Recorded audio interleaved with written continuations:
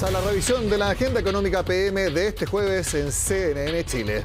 La caída del Fondo E del sistema de pensiones fue 10% en el primer semestre, un pésimo desempeño que ha tenido repercusiones políticas. Mientras en la oposición piden un bono de reparación para los afectados y también una comisión investigadora, expertos y el oficialismo explican que se trata de los efectos económicos de las medidas originadas en el propio Congreso, como los retiros de fondos.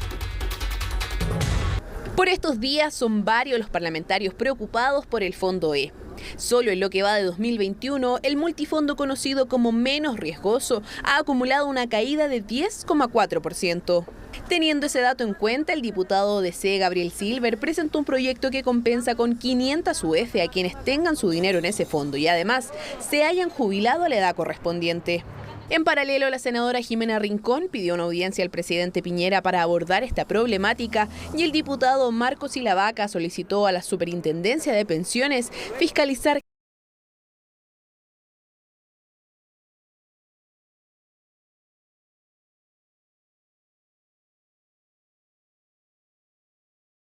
miles chilenos de los ahorros de quienes estaban a puertas de pensionarse. Pero más allá de la inquietud, es necesario entender por qué el Fondo E, reconocido por ser conservador, ha registrado este nivel de pérdidas. En el mercado apuntan directo a las medidas aprobadas por los propios parlamentarios. El detonante se originó con el tercer retiro del 10%. Las rentas fijas que componen el Fondo E tuvieron que ser vendidas rápida y masivamente para poder generar la liquidez necesaria y entregar el dinero requerido por los cotizantes.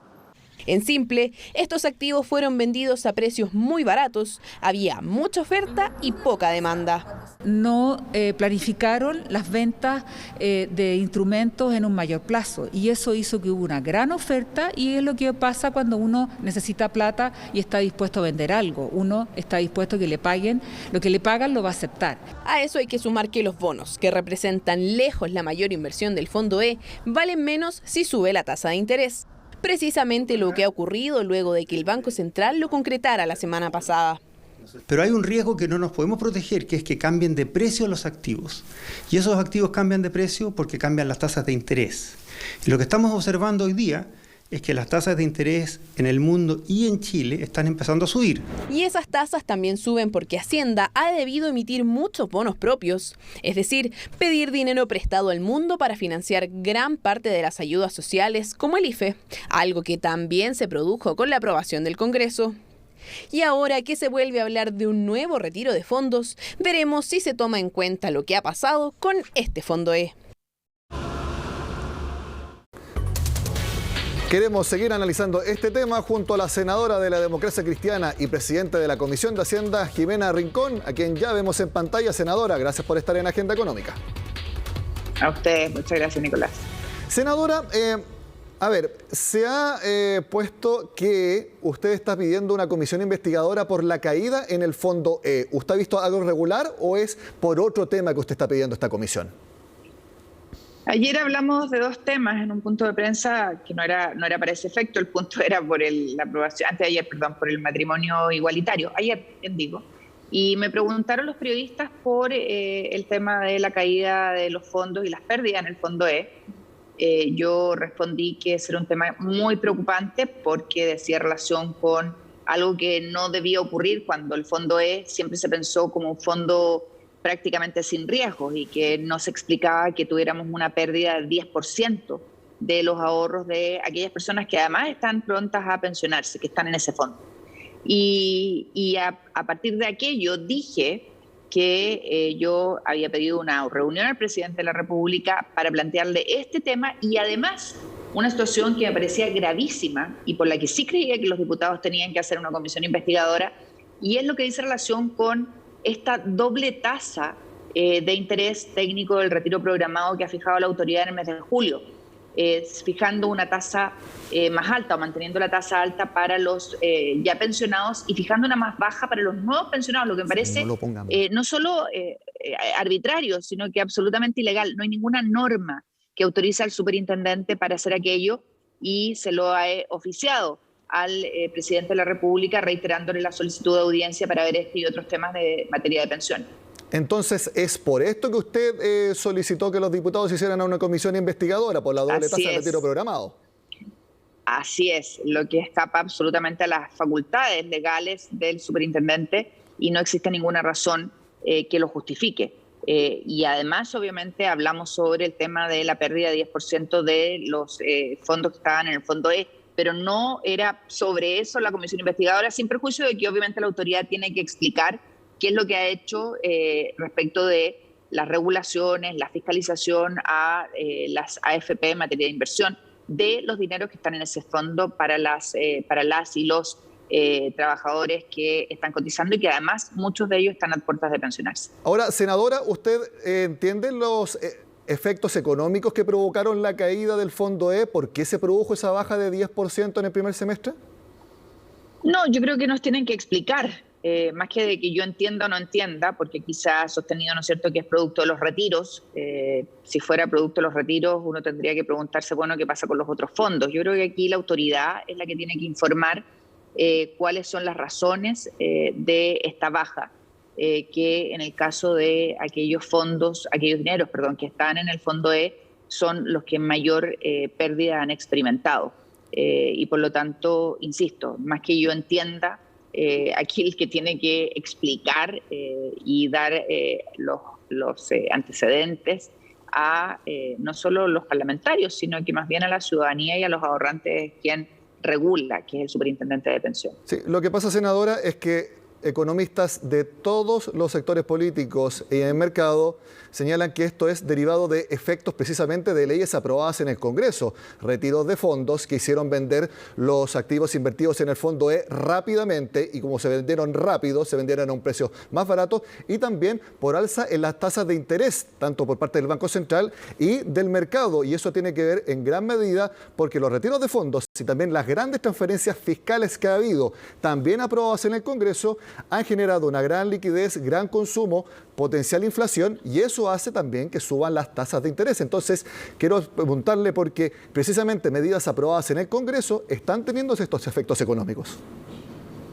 Mira, la verdad es que yo creo que aquí quien tiene que dar cuenta de esto antes de que nosotros emitamos opinión es la autoridad. De hecho, si uno se va al detalle del Fondo E, el Fondo E financia el Estado. El Fondo E es la compra de deuda del Estado y rinde bastante poco desde el punto de vista de los intereses. Entonces yo insisto, más que aventurar mi opinión, creo que el que tiene que explicar con antecedentes lo que ha ocurrido es el superintendente. Y respecto de los economistas que han salido rápidamente a culpar a las leyes aprobadas en el Parlamento, les recordaría a muchos de ellos que sostuvieron que el retiro de los fondos iba a significar una situación crítica respecto de la situación económica en el país, y la verdad es que si no es por el retiro de esos fondos, la situación de nuestro país hubiese sido mucho más crítica, dicha además por analistas internacionales y no necesariamente los chilenos. Ahora que se está hablando de un cuarto retiro, lo está impulsando también un diputado de la oposición nuevamente. ¿Cuál es su opinión? Porque el Banco Central ya dijo que no tiene herramientas suficientes para impedir efectos como lo que vimos en la caída del Fondo E, porque estoy de acuerdo con usted, no se cumplieron los vaticinios en el primero y el segundo retiro, pero ahí fue porque el Banco Central y también el Ministerio de Hacienda intervinieron para que no hubiera esos efectos, pero ahora el Banco Central dice que ya no tiene las capacidades suficientes. El Banco Central intervino en los 3 retiros, no solo en el primero y en el segundo. Sí, pero, y al menos eso es lo que salió en la prensa. Pero ya no tiene la capacidad, eso es lo que dice el presidente del Banco Central. Sí, eso es lo que ocurre respecto de un cuarto eventual retiro, pero además precisemos que no solamente se está hablando de un cuarto retiro, sino que se está hablando también de un retiro completo. Y yo creo que esas son las cosas que están encima de la mesa y que la autoridad tiene que entrar a debatir en el Parlamento, producto de una serie de medidas que no se han tomado, no solo respecto de las personas, sino que también respecto de las pymes, los emprendedores, los artistas, donde siguen esperando más ayudas que les permitan enfrentar lo que viene. Por ejemplo, el tema de qué pasa con las pérdidas que han experimentado las pymes, que no las paga nadie, qué pasa con los impuestos que tienen que pagar, donde no hay ningún tipo, ni siquiera de condonación o de mayor plazo, Yo creo que la autoridad tiene que entender que hay situaciones que aún no se resuelven, pese a que hemos visto repuntes, ¿no es cierto?, en la economía en sectores importantes, pero para una gran mayoría de emprendedores, pequeños empresarios, artistas, la situación sigue siendo crítica y dramática. Senadora, y entendiendo eso y los temas que hemos conversado, potenciales efectos económicos que se pueden repetir en un cuarto retiro de fondos, por ejemplo en el fondo E, que hemos estado hablando, pero también lo que usted señala, ¿usted apoyaría un cuarto retiro o eventualmente un retiro por el 100%? Yo no voy a anticipar opinión porque no solo puede ser mal interpretada, sino que voy a pedirle al gobierno que se siente a conversar con nosotros respecto de una serie de materias que aún están pendientes y en las cuales les hemos pedido incansablemente respuestas y a la fecha no existen. Creo que el país demanda soluciones en ámbitos muy críticos, el mundo de la cultura aún no tiene respuesta y me parece que es lo que corresponde. Senadora, mi última pregunta. Se espera que mañana la senadora Yanna Proboste, de su partido, anuncie su candidatura presidencial. ¿Cuál es su sensación al respecto? No tengo sensaciones, hay que esperar cómo vienen los acontecimientos. Senadora Jimena Rincón, muchas gracias por estar en Agenda Económica. Muchas gracias a ustedes. Hacemos la pausa y al regreso les contamos los cambios más importantes que hay en el control fronterizo y que permitirán que las personas con vacunación completa puedan tener movilidad para viajar.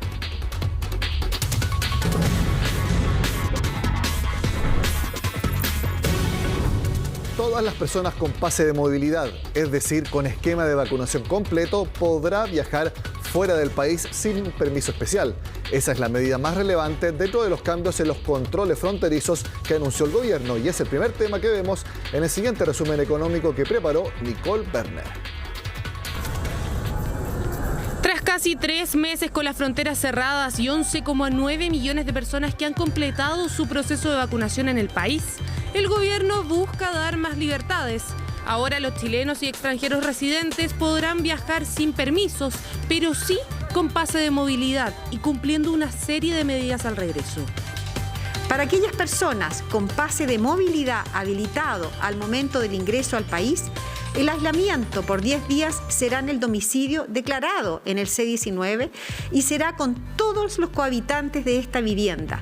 Es decir, nadie puede salir o entrar de esa vivienda y el traslado a ese domicilio debe ser en transporte privado en un máximo de 5 horas desde el ingreso al país. Y mientras algunos tendrán la posibilidad de viajar, otros podrán acceder a un seguro de vida sin costo. La Caja de Compensación Los Andes, junto a la startup chilena Betterfly, lanzaron una alianza que busca que a través de la actividad física uno pueda generar dinero para un seguro de vida, que beneficiaría a 4 millones de afiliados. Primero, se baja la aplicación de Betterfly, luego sincronizarlas con las de entrenamiento como Samsung o Apple Health, entre otras, hacer actividad física y listo. Las Better Coins que se generan con el movimiento serán destinadas a la cobertura del seguro, que tendrá como base 1 millón de pesos, o también se podrá hacer donaciones sociales como por ejemplo la reforestación. Vamos a estar durante 6 meses entregando este beneficio a nuestros afiliados, pero aquel que demuestre hábitos saludables, aquel que conecte de mejor forma sus distintos dispositivos, haga los desafíos, va a mantener esa cobertura hasta el tiempo que la misma persona lo quiera. La variante Delta ha golpeado al mundo entero. Si bien en Estados Unidos han vacunado al 49,3% de la población, la cepa de coronavirus ha impactado derechamente al sector laboral. Según las últimas cifras del Departamento de Trabajo, las solicitudes de desempleo aumentaron a 419.000 la semana pasada, subiendo 51.000 en apenas 7 días, superando las proyecciones. Los estados de Michigan, Texas, Kentucky y Missouri fueron los que concentraron la mayor tasa en el país del norte. La aerolínea colombiana Avianca solicitó al Tribunal de Quiebras del Distrito de Nueva York la aprobación de los documentos de compromiso para su financiamiento de salida del capítulo 11. El monto de estos totalizan $1.600 millones. La compañía aérea se acogió a la ley de quiebras de Estados Unidos en mayo del año pasado.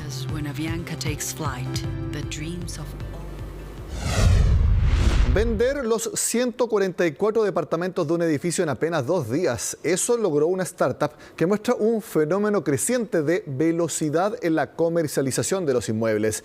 En la siguiente nota vemos lo que hay que tener en cuenta para que esta agilidad en la venta no sea algo que termine perjudicando más que sea un beneficio.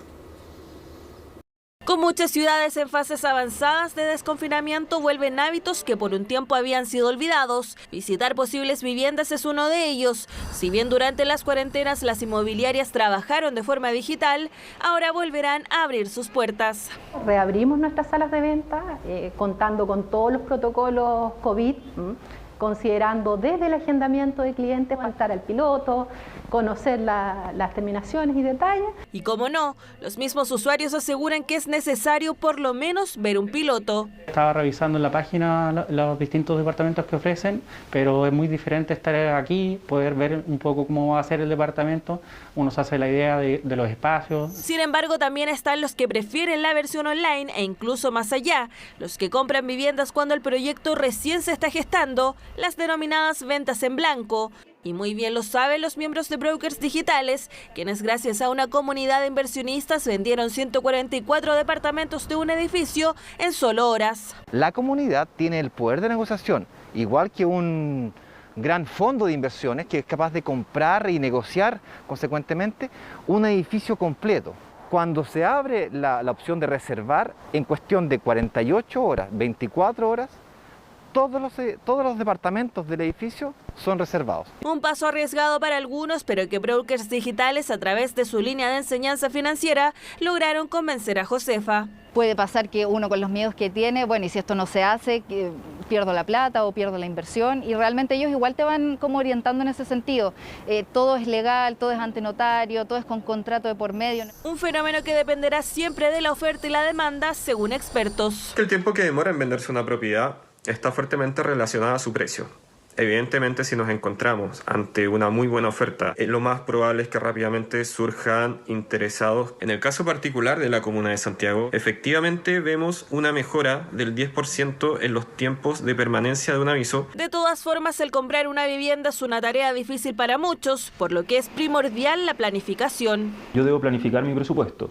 De otra manera, hay muchos riesgos que yo me voy a ver enfrentado el día de mañana y que dicen relación con la eventual posibilidad de caer en un estado de insolvencia económica, no poder responder a mi acreedor con el pago periódico de un dividendo, de la cuota de un crédito. Diversos factores que se enfrentan a la hora de pensar en comprar una propiedad. Sin embargo, expertos aseguran que ahora es un buen momento para hacerlo, ya que las tasas siguen estando bajas.